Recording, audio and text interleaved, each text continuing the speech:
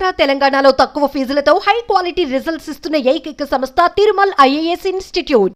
AP వ్యాప్తంగా సంచలనం సృష్టించిన తణుకు ఎస్ఐ ఏజీఎస్ మూర్తి ఆత్మహత్యపై పలు అనుమానాలు వ్యక్తమవుతున్నాయి. రాజకీయ నాయకులు పై అధికారుల వేధింపులే కారణమన్న అనుమానాలకు బలం చేకూరుస్తూ నెట్లో ఆడియో వైరల్ అవుతోంది. తనకు జరిగిన అన్యాయం, తన భార్య పిల్లలు ఏమైపోతారోనని ఆయన పడిన ఆవేదన అందరినీ కలిచివేస్తోంది. తనకు రూరల్ ఎస్ఐగా పనిచేసిన సమయంలో గేదెల చోరీకి సంబంధించిన కేసు మాఫీకి ఆర్థిక లావాదేవీలు జరిగినట్టు వచ్చిన ఆరోపణలో తన ప్రమేయం లేకపోయినా తనను బలిపశం చేశారని అప్పటి నుంచి మూర్తి తీవ్రంగా కుమిలిపోతున్నట్లుగా పోలీసు వర్గాల్లో చర్చ నడుస్తోంది.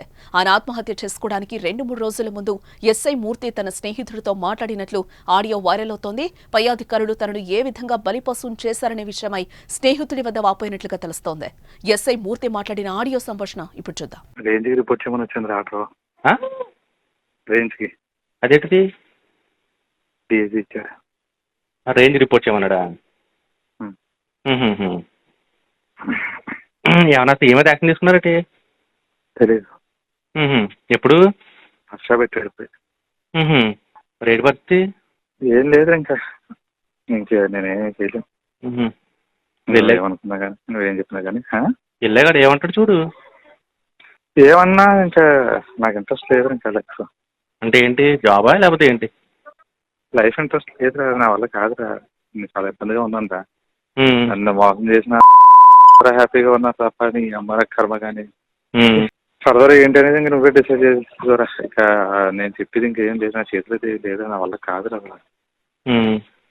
దాకేదో పెట్టి అలా గెడుతున్నాను. కానీ ఆ కృష్ణకుమార్ గారు ఆ నాగేశ్వరరావు చేసిన పనికి నిజంగా ఈరోజు నేను ఇంకా ఏదో అలాగే గెంటుతున్నాను. పొల్లి వీఆర్ భీమవరం కదా, సర్లే చూద్దాం.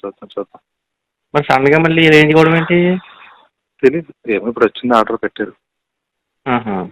వాళ్ళు ఇప్పుడు దాకా ఉన్నావు, ఇప్పుడు వెళ్ళి ఒకసారి అసలు కనబడాడు. నాకు లూప్ కావాలండి, నేను ట్రాన్స్కి వెళ్ళిపోతాను అడుగు. అసలు ఏమంటాడో చూద్దాం. పని ఆడు మనసులో బయటకు రాకుండా మనం ఎందుకు నెగిటివ్గా తీసుకోవడం? ఆడికి వెళ్ళిన తర్వాత అప్పుడు లేదురా, ఆడ వెళ్ళిన తర్వాత ఫస్ట్ డిస్ట్రిక్ట్ అలర్ట్ చేస్తారు అంతే. నాకు తెలుసు కదా జరిగింది. అదేరా, ఆడికి వెళ్ళిన తర్వాత అప్పుడు మాట్లాడితే సరిపోద్ది కదా. అప్పుడు ఆడికి ఏం తెలియదు. అప్పుడు అడుగుతాడు ఒక ఆప్షన్ వెంటనే వెళ్తామని అడిగాడు అనుకో, ఒకటప్పుడు చెప్పు రాజమండ్రి, లేదంటే నాకు లూప్కి వెళ్ళిపోతాను ట్రాన్స్కమ్మని అడుగు. అప్పుడు దాని మీద అప్పుడు ఏమనంటే అప్పుడు చూద్దాము. పిల్లలను విద్య బాధ వేస్తుంటారు ఊరికి అలా ఏ మాట అర్థం అవట్లేదు. అలా పిల్లలు విద్యను చూస్తుంటే చాలా చాలా బాధ వేస్తుందిరా. అలా ఏమన్నా ఉందా నీకు? లేదురా, మనందరం చాలా హ్యాపీగా ఉంటామని అనుకున్నాను. కానీ నేను ఒరే ఇప్పుడు నీకేం కొంపలే మునిగిపోలేదు ఇంకా. ఇప్పుడు ఇన్నాళ్ళ ఇచ్చేసిపోయి ఇంకో 2 రోజులు పెట్టి అలా ఏమైందో నువ్వు తెలుసుకోకుండా నువ్వు డిసిజన్ తీసుకుంటానంటే ఎట్లా కూతుంది?